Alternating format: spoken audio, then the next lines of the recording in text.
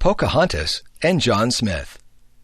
In 1606, King James of England approved the establishment of 2 colonies along the eastern coast of America. The northern colony in Maine lasted only a year.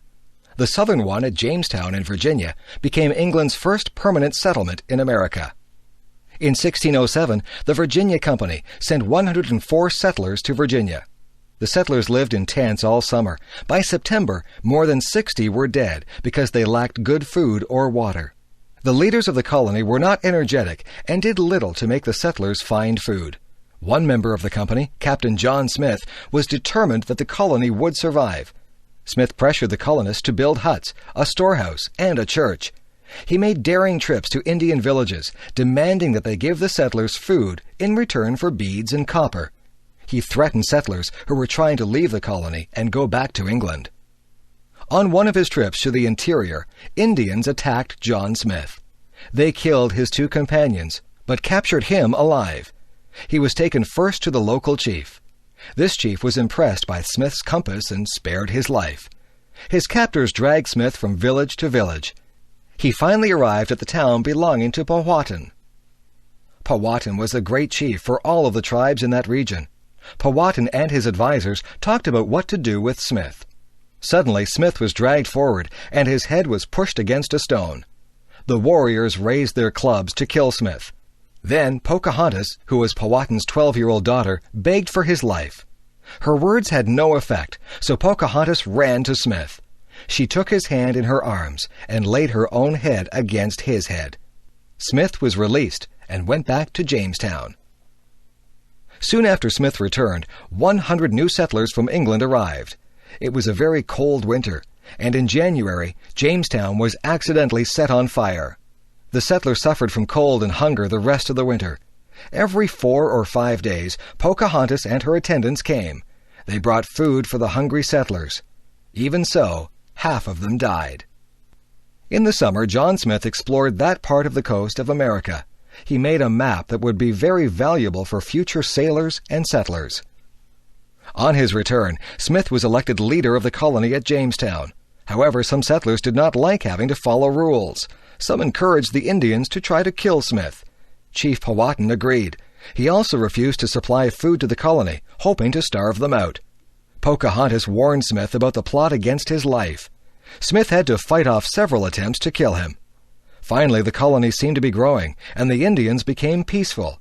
But in late 1609, Smith was injured in an explosion and returned to England. Pocahontas remained a friend to the colony. She married John Rolfe, one of the settlers. In 1616, she traveled to England with her husband and son. There she saw John Smith once again. She was so surprised to see him that she was unable to speak for several days. Pocahontas had believed that Smith was dead. The following year, she died and was buried in England. Pocahontas's love for Smith and Smith's determination to fight for the colony had saved Jamestown and given the English their first colony in America. Remember the Alamo. The first Europeans in the American Southwest were Spanish explorers and conquerors. They were followed by religious orders that set up missions to Christianize the Indians. One of these missions was San Antonio de Valero. It was founded in 1718 in what is now San Antonio, Texas. Later, the mission structure became known as the Alamo. In 1821, Moses Austin had persuaded the Spanish authorities to give him a charter to settle 200,000 acres in Texas. The elder Austin died shortly after this. 5 weeks later, his son Stephen Austin traveled to San Antonio to have this charter confirmed by the Spanish governor. In 1822, Austin led 150 settlers into Texas. When Austin learned afterwards that Mexico was now independent of Spain, he journeyed to Mexico City to have his charter reconfirmed.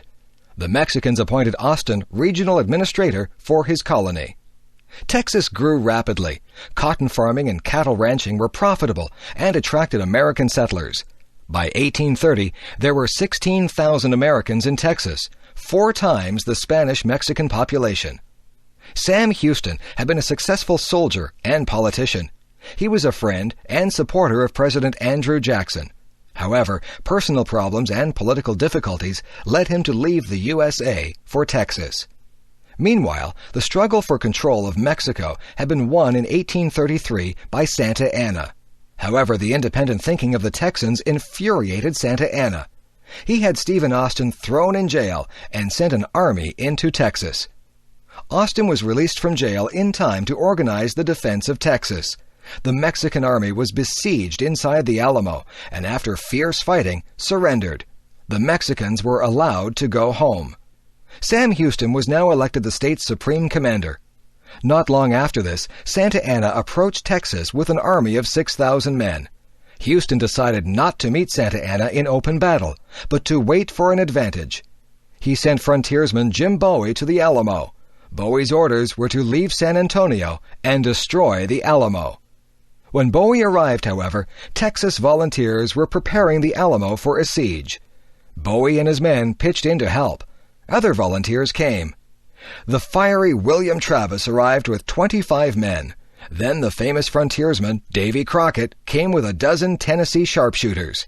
When Santa Anna attacked, there were 183 Americans inside the fort.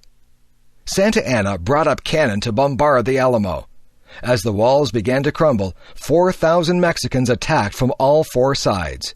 The Mexicans overcame all resistance because of their large numbers, but they suffered very heavy losses.